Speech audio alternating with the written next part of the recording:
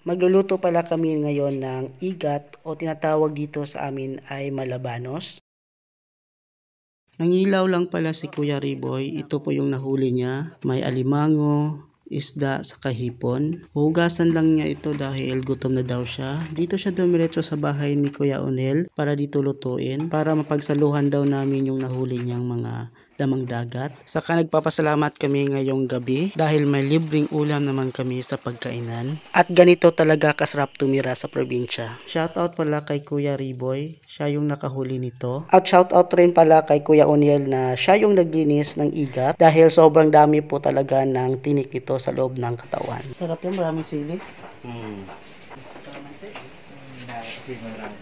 At saka sobrang hirap linisan dahil madulas yung balat ng igat at saka sobrang langsa ng amoy nito.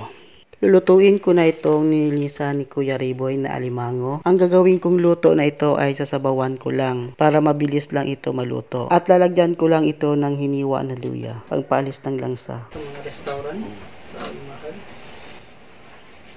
Lalo na yung isa, yung dyan nga na huli. Ito nga, Marion. Check. Okay. Sarap ng kara.